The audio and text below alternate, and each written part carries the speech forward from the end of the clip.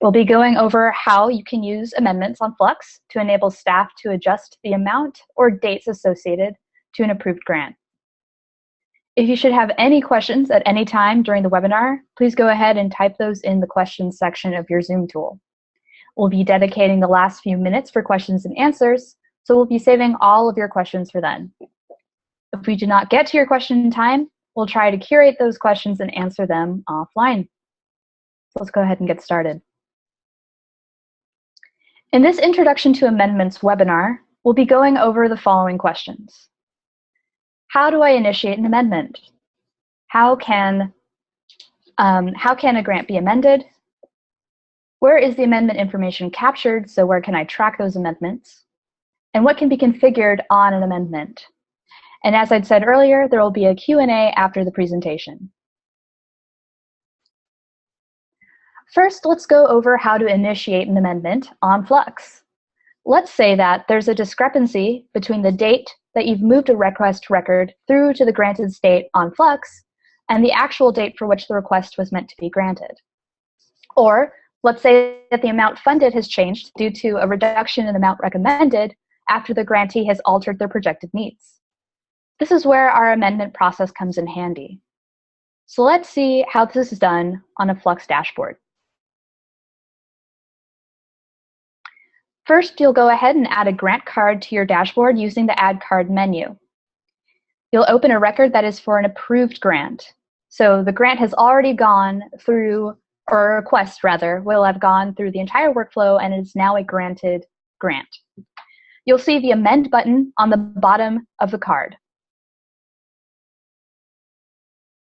So if you click on that, you'll see a modal pop-up that opens, which shows 3 different fields that could be updated to reflect any modifications to the original grant. Right here. And these fields are New Grant Start Date, New Grant End Date, or New Amount Funded. These fields are pre-populated with the original grant information. So that's what you'll see as soon as the modal pops up.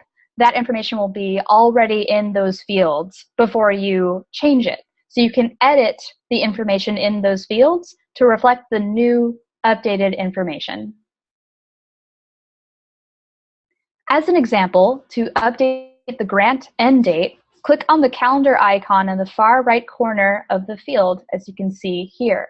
This will open the standard Fluxx date selector, and you can add the new date there. So you can define, based on wherever you click on that calendar, what the new date is, and you can define it on the record. There is also a comment section at the bottom of the modal that will allow you or your colleagues to add clarifying details explaining why the end date needs to be modified right here. Once the appropriate edits have been made, clicking on the Update Grant Request button at the bottom of the modal will save your changes right here. In a similar way, the amount funded can be updated. Again, you'll click the Amend button at the bottom of the grant record, and then simply edit the amount in the New Amount Funded field. To save those changes, you'll click on the Update Grant Request button at the bottom of the modal to save the changes.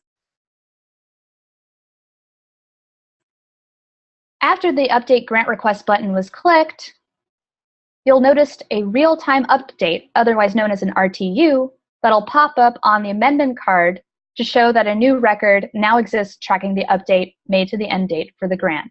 And I'll talk a little bit about the amendment card in a few slides. You'll also notice that the record on the grant card itself will have an orange bar to the left of the list view, and that means that there is an update on that record.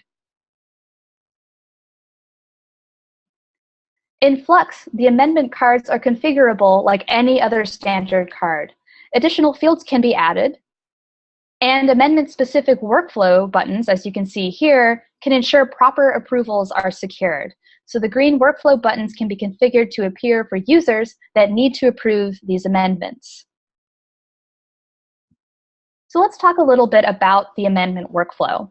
As mentioned in the previous slide, the amendment model type can have a workflow configured so that amendments can be approved before the changes are reflected on a grant record. This will usually have been configured before your site goes live. Otherwise, the amend button will work immediately, such that the changes are saved on the grant record after inputting them via that modal that I had shown you earlier. This all depends on how your organization would like to go about amending grant records. So if you have a workflow in place, then you'll go ahead and approve the amendments via the amendment card before they show up on the grant record. Or they'll show up immediately after making those changes in that modal if you do not utilize the amendment workflow. And I do want to note a few best practices here.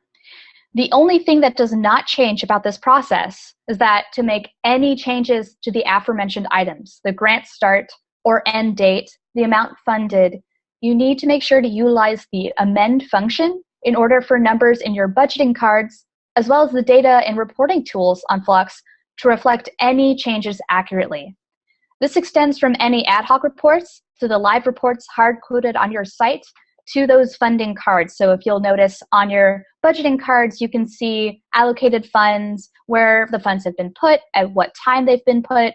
If you change the start or end date, that might put it outside of a fiscal year, which could end up not being reflected in those visualizations on the budgeting cards. So please, please, please use the amend function to make any changes to those start and end dates and the amount funded. Also, please be aware that making changes on grant records manually can affect and will affect your reporting. If you have any questions on that, please go ahead and let us know at support, and we'd be happy to provide any clarification for you. Now let's talk about how to track the amendments you've made on grant records. Any modifications made to the original grant are tracked in two ways. The first way is in the Notes section of the grant, which you'll see here and is usually configured at the bottom of the record. The second is via connected data. Any additional or detailed amendment information is just a click away. If your organization has chosen to hide the amendment card in the Add Card menu before going live, you will not be able to add the card to your dashboard from the Add Card menu. So as you had seen before, you could see the amendment card pop up on your dashboard where you would approve certain amendments, and that's if you utilize the workflow. However, if you do not utilize the workflow, you probably won't have the amendment card addable via the Add Card menu, but you can always add individual records, as you can see here from the Connected Data tab, onto your internal dashboard.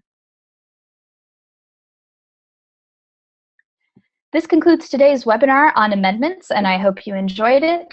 If there are any details you would like to see covered more extensively, we will be hosting trainings in the future to address these features.